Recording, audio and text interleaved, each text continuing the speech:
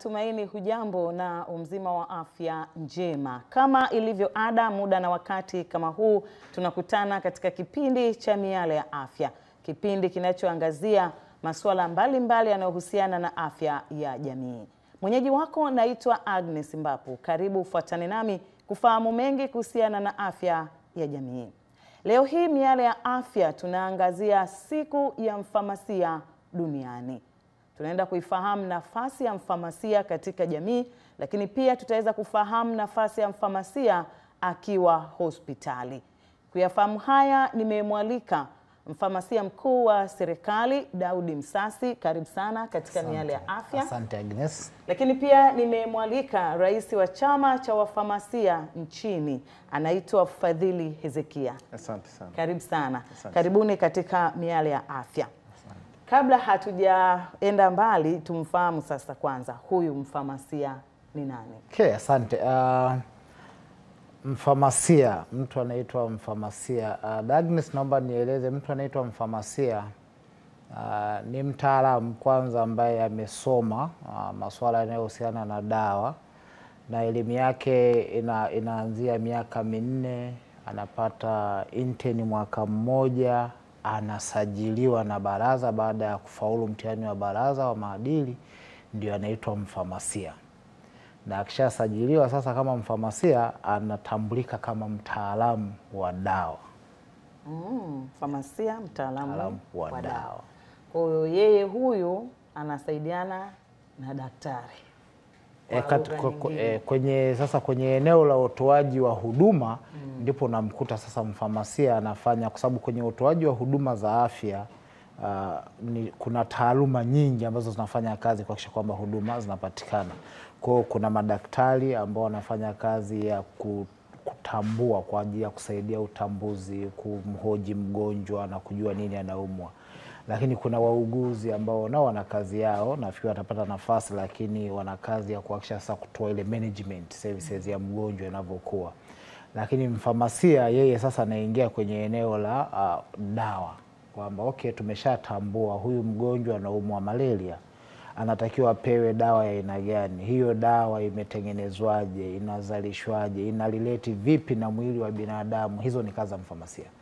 Kwa mfamasia, nje tu ya kumuona kama ni mtaalamu wa dawa, lakini utaalamu wake unaanzia kwenye kuivumbua dawa yenyewe, kujua manake yupo kiwandani anazalisha hiyo dawa, lakini anakuja anasoma namna gani hiyo dawa inafanya kazi kwenye mwili wa binadamu. Kwa anaoanisha mwili wa binadamu, anaoanisha na dawa itakavyopita humo ndani, lakini vile vile anakuja kutambua kwamba namna gani hiyo dawa sasa inapambana na mdudu au kirusi au parasite, yani yote ambaye anasababisha ugonjwa aina fulani kwenye mwili. Kwa hizo ndio sehemu ambapo mfamasia amesema kwa anaratibu kuanzia uzalishaji wa dawa, itakavyotembea humu, itakavyoingia kwenye mwili wa binadamu, mtu apewe hiyo dawa mara ngapi, zote zinakuwa zimetengenezwa na mfamasia akiwa ameshasoma mwili wa binadamu unavyofanya kazi, lakini na dawa itakavyofanya kazi anatengeneza dawa. Kwa ni mtaalamu wa dawa. Mfamasia, rais wa chama cha wafamasia, ni ndio wataalamu wa dawa. Ndiyo. Pamoja na haya aliyoyaeleza mfamasia mkuu, ni lipi jukumu lingine la mfamasia? Nashukuru ndugu mtangazaji, na nikiri kwamba mfamasia mkuu ameiweka vizuri sana, na yote haya yanafanyika na wafamasia katika kuhakikisha kwamba mgonjwa yuko salama, kwa sababu sisi katika taaluma yetu tunatambua kwamba dawa ni sumu isipotumika ipasavyo, na matumizi ya pasayo kwenye dawa ni kama dawa imeoana na ugonjwa, dawa imetumika kwa njia sahihi, dawa imetumika kwa kiwango sahihi, dawa imefika mwisho wa matumizi, kwa maana mtu amemaliza dozi aliyoandikiwa. Kwa haya yote ndiyo majukumu ambayo mfamasia anayafanya. Lengo kuu ni kuhakikisha kwamba jamii inapokwenda kukimbilia huduma za afya iko salama, kwa sababu mwisho wa siku wa matibabu yote kutakuwa na mabadiliko ya mfumo wa maisha na matumizi ya dawa. Ni hivyo vitu vya msingi. na matumizi ya dawa ni asilimia kubwa ya matibabu katika maeneo mengi ambayo watu wanakwenda kupata huduma. Kwa mfamasia anakaa pale katika kuhakikisha kwamba mgonjwa au mtumiaji wa dawa anazitumia na kupata yale matokeo yanayotarajiwa. Tuje kwenye siku ya mfamasia duniani. Inaadhimishwa leo tarehe 25. Siku hii ina maana gani? Asante. Siku ya mfamasia duniani ni siku mahususi ambayo imeanzishwa ili kutambua mchango wa wafamasia katika sekta ya afya, lakini pia si kutambua tu, kuendelea kuchochea mfumo mzima wa sekta ya afya uruhusu wafamasia watumike katika kiwango ambacho kinapaswa ili kuendelea kuboresha huduma za afya. Siku hii inaadhimishwa leo tarehe 25 Septemba kila mwaka, na ilianzishwa mwaka 2009 ikiwa inakumbuka mwanzo wa uanzilishi wa shirikisho la wafamasia duniani ambalo lilianzishwa mwaka 1912. Kwa tarehe 25 Septemba 1912 shirikisho la wafamasia duniani lilianzishwa, na ilipofika 2009 Septemba tulianzisha siku maalum ya wafamasia duniani ambayo ndio hiyo tunaendelea kusherehekea mpaka hii leo. Tarehe 25 wafamasia mnakutana. Kitu gani mmelenga kufanya kwa jamii? Asante. Mwaka huu tunatembea na kauli mbiu inayosema ukifikiria afya mfikirie mfamasia, na kauli mbiu hii tunalenga kuendelea kusisitiza mifumo lakini pia na jamii kuelewa kwamba dawa zina wataalamu wake na afya ya mtu haina mbadala. Kabla ya kutumia dawa, hakikisha umepata ushauri utokao kwa mfamasia. Ni kawaida tumekuwa tukisema kabla ya kutumia dawa hakikisha umepata ushauri wa mtaalamu wa afya, lakini sisi kama chama cha wafamasia tunakwenda mbele zaidi. Si tu mtaalamu wa afya, bali kama una uwezo, na sasa hivi wafamasia ni wengi, wako mahospitalini, wako kwenye famasi za jamii, ni busara na ni nzuri na tunashauri dawa itumike baada ya mfamasia kuwa ametoa ule ushauri, na ikiwezekana tengeneza utaratibu wa kuwa na mawasiliano na mfamasia. Kama ambavyo wenzetu wameanza kuwa na daktari wa familia, si vibaya ukawa na mfamasia wa kwako ambaye atakushauri kuhusiana na masuala ya dawa zako. Yes. Mfamasia mkuu wa serikali, tumemtambua mfamasia na tumeona kazi kubwa inayofanywa na mfamasia. Nataka kujua sasa, akiwa pale hospitali asubuhi mpaka jioni, maana tunajua dawa zinatoka saa 24, watu hospitali nyingi zinatoa huduma. Ni ipi nafasi yake akiwa hospitali? Akiwa ndani ya hospitali, mfamasia ana majukumu mengi kwa sababu yeye ndio anakuwa msimamizi wa mnyororo wa ugavi wa bidhaa za afya kwenye kituo husika, lakini yeye ndio mshauri mkuu wa masuala ya dawa kwenye kituo husika. Kwa hiyo yeye anakuwa ni linki kati ya madaktari, nurses na players na nurse katika kuhakikisha kwamba mgonjwa anapata huduma. Kwa hiyo ukimkuta hospitali kwa haraka haraka unamuona kama ni mtu aliyekaa nyuma ya dirisha la dawa, lakini majukumu yake ni zaidi ya wewe kukupa dawa. Anatakiwa kukupa ushauri wa kitaalamu juu ya matumizi sahihi ya dawa. Anatakiwa kuwashauri wataalamu wenzake kwa maana daktari na nurses namna ya kutoa na kuratibu na kuandika dozi ambazo zinahusiana na dawa. Lakini ndiye anayekuwa kiongozi kwa maana ya katika uandaaji wa mwongozo wa sehemu husika wa matibabu ya wagonjwa walioko kwenye yale maeneo, ndipo yeye anafanya kazi zake na kuwashauri wenzake dawa gani zitumike. Kwa hiyo ana majukumu mengi akiwa kwenye ile eneo, lakini mwisho wa siku ni kuhakikisha kwamba usalama wa mgonjwa kwa dawa anazotumia, usahihi wa dawa anazotumia, lakini matokeo ya dawa ambazo zitakuwa zinatumika yanakuwa ni kwa kiwango kikubwa ambacho kitasaidia mgonjwa kupona na kuweza kuinuka kwa haraka. Katika jamii, nafasi yenu ni ipi? Asante. Wafamasia katika jamii kwa sehemu kubwa wanapatikana katika pharmacy za jamii ambayo wengine tumezoea kuita ni community pharmacy. Kwa hiyo katika hali hiyo kazi ya wafamasia ni kuhakikisha kwamba jamii inapata huduma za dawa zilizo bora kupitia maeneo ya huduma za dawa katika jamii ambazo ni pharmacy za jamii. Lakini pia wafamasia wamekuwa wakishiriki katika kutoa elimu mbalimbali, ikiwa ni elimu za kinga dhidi ya magonjwa, mfumo ya maisha, na hivi karibuni tumekuwa tunaona dunia inakumbwa na changamoto ambayo inaelekea kuwa nzito ya usugu wa vimelea dhidi ya dawa. Kwa hiyo wafamasia wamekuwa mstari wa mbele kuhakikisha kwamba elimu inafikia kwa jamii, lakini pia matumizi sahihi ya dawa yanafanyika kupitia kwenye pharmacy za jamii. Na mtazamaji, kama ndio kwanza unafungulia luninga yako, kipindi hewani ni Miale ya Afya. Tunatazama siku ya mfamasia duniani, lakini pia tunamwangalia huyu mfamasia ni nani na ana nafasi gani katika jamii, kwa sababu tumegundua mfamasia ni mtaalamu wa dawa, na kama tunavyofahamu dawa ukiitumia vibaya ni sumu. Nije kwako mfamasia mkuu wa serikali.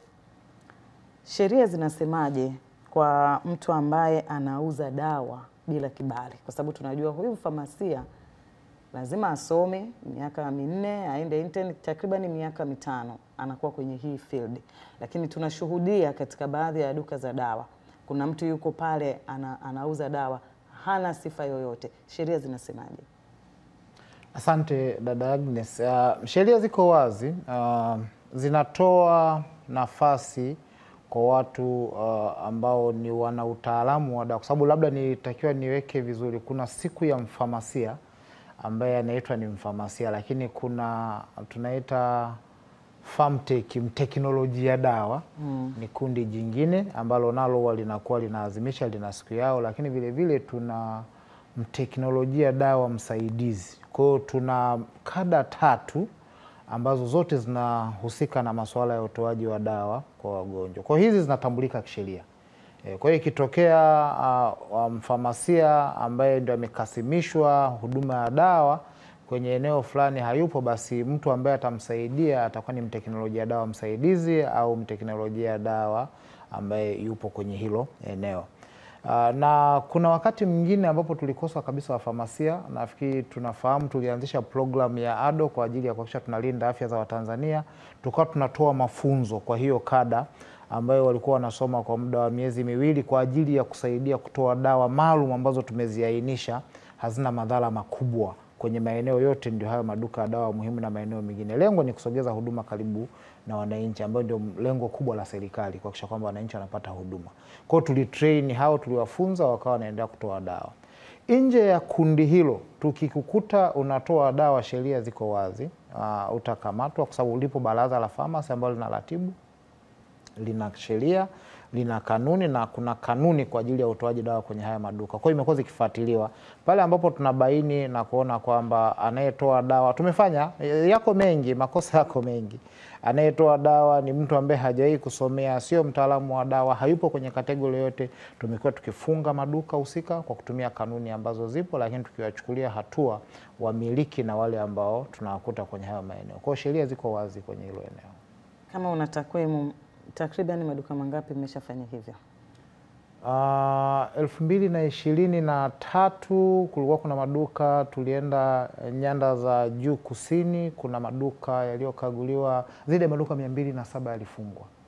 Kwa sababu tulikuta kuna maeneo ambayo mtaalamu wa dawa unayemkuta, mtu ambaye unamkuta anatoa huduma kwenye dawa, mmiliki ni mtaalamu wa dawa ambaye amejisajili, lakini unamkuta aliyekuwa anauza sio mtaalamu wa dawa na hana hayo mafunzo, tulifunga ile maduka.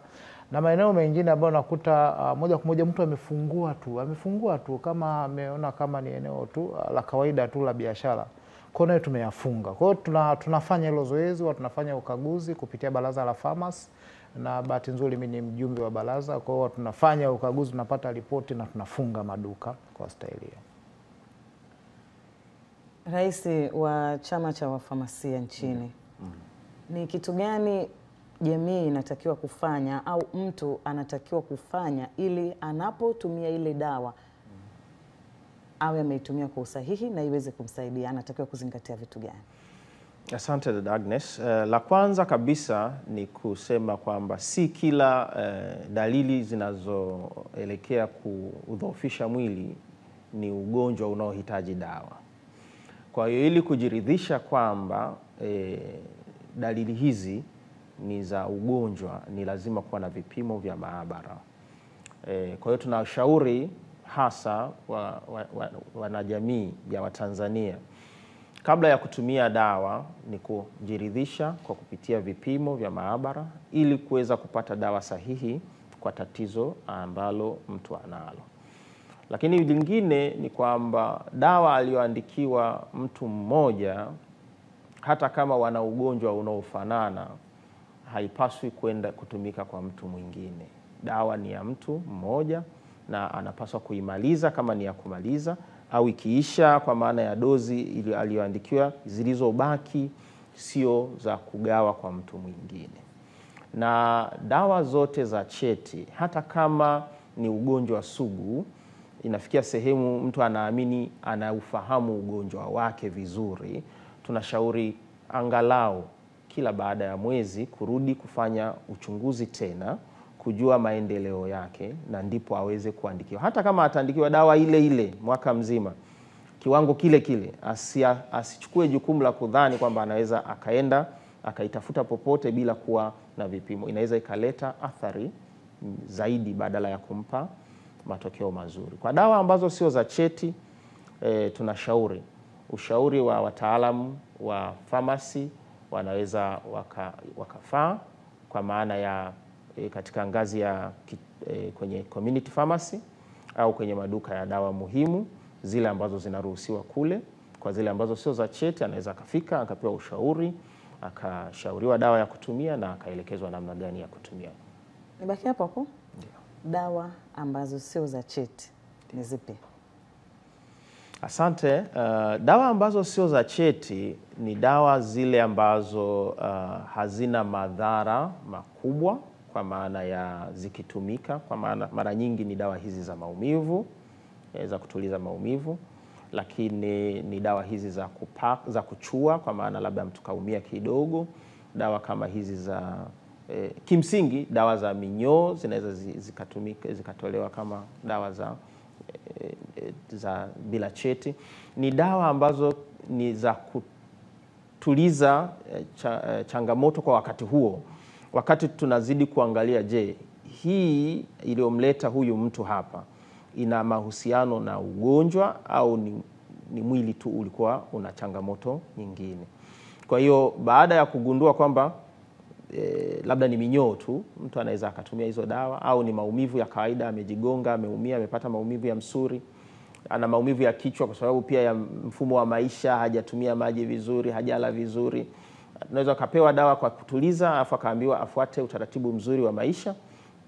Hali ikirudi sawa, anaachana nazo. Hali isiporudi sawa, sasa tunashauri hebu kachunguze ili tuone kama bado kuna shida kubwa, uweze kupewa sasa dawa za kutibu tatizo. Maana hizi dawa zisizokuwa za cheti kwa sehemu kubwa ni za dharura kwa ajili ya kupunguza changamoto ambayo mtu anaipitia wakati tunaangalia shida kubwa iko wapi.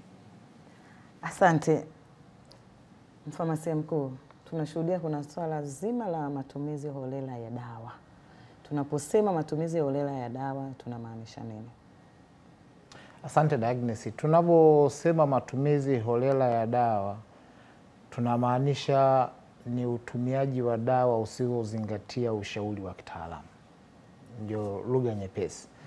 Kwa hiyo na huu utumiaji ni ule ambao unakwenda kwenye duka, umejisikia unaumwa, ameeleza kidogo rais wa chama cha famasia, umejisikia unaumwa, unaenda dukani, unanunua dawa, unakunywa, lakini hujui ni nini ambacho kinakusumbua. Lakini kuna mengine umezikuta dawa ziko nyumbani, alikunywa mjomba, alikunywa shangazi, kabakiza, alikuwa anaumwa kama mimi, na unachukua unakunywa.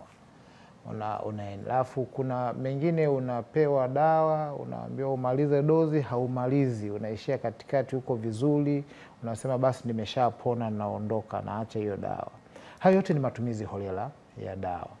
Kwa hiyo ushauri wetu ni kutaka wananchi wazingatie ushauri wa wataalamu, kwa sababu kama nilivyoeleza mwanzoni, uvumbuzi wa dawa mpaka tukija tukisema dawa hii inatibu malaria, inatakiwa unywe kwa muda wa siku 3. Maanake tumeshaoanisha mdudu wa malaria anavyoishi ndani ya mwili, tumeshaoanisha dawa itakavyoingia mwilini, itakavyonyonywa, itakavyotumika mpaka itamuua ile mdudu. Na tukisema unywe kila baada ya masaa 8, maanake tumeshaoanisha namna mwili unavyosafisha dawa ndani ya mwili. Ukinywa dawa, maanake kuna usafishaji unaendelea kupitia figo, maini na maeneo mengine. Kwa hiyo tunatarajia baada ya masaa 8 kile kiwango cha dawa cha kuua yule mdudu kitakuwa kimeshuka. Kwa hiyo unakunywa nyingine kulodi, unaongeza ili iendelee kufanya kazi mpaka yule mdudu ateketee. Kwa usipozingatia ushauri wa aina hiyo na ukanywa dawa, basi hayo tunaita ni matumizi holela ya dawa. Madhara yake ni yapi? Asante Agnes, madhara yake ni makubwa. Madhara yake ni makubwa. Yana maeneo makubwa matatu. Moja, kiuchumi, lakini 2, kiafya, na 3, kiuhai. Na tukisema kiuchumi ni kwamba kuna dawa ambazo utakiwa unywe zikusaidie. Sasa kwa sababu umetumia ndivyo sivyo kiholela, unajikuta dawa ya kwanza tuliokupa itakiwa itibu uweze kupona, haikukusaidia ukapona kwa sababu uliachia njiani. Bahati mbaya sana wale wadudu, kwa sababu ni bakteria au ni virusi, wakajenga usugu. Tutakuhamisha kwenda kwenye dawa nyingine ya juu zaidi. Mathalan dawa za kutibu bakteria za bei rahisi, unakuta tumezoea kuziita $200 ni amoxicillin, shilingi 5,000, 6,000. Unapata dozi, unakunywa, ukikamilisha dozi unapona. Usipokamilisha dozi, wale wadudu watazuia ile dawa ya shilingi 6,000 isikutibu. Utaambiwa sasa njoo tukupe, nitumie mfano rahisi ya amoxiclav ambaye inauzwa shilingi 30,000. Kwa hiyo tumeshaanza kuhamisha kiuchumi. Ukishindwa, tutakupeleka kwenye dawa ambazo kwetu nyingi ni reserve, unaweza ukashangaa dozi shilingi 300,000. Kwa hiyo tayari kiuchumi unaanza kuathirika kwa sababu unatumia fedha nyingi kwenye kutibu. Lakini madhara mengine ni kiafya. Ukitumia dawa holela kama ambavyo tunaona sasa hivi, kuna changamoto kubwa tu zinajitokeza. Unaweza ukashangaa mtu anapata dialysis, anapata magonjwa ya figo, anaanza kutibiwa kwa dialysis. Kwa hiyo hizo zote uchujaji wa figo zinaathirika, sababu sehemu kubwa ya dawa ambazo tunakunywa zinachujwa kwenye maeneo makubwa mawili, aidha kwenye ini au kwenye figo. Kwa hiyo ukinywa kiholela holela, unaweza ukaathiri hivyo viungo viwili, ukaingia kwenye matatizo makubwa ambayo yatakupelekea kwenye ugonjwa.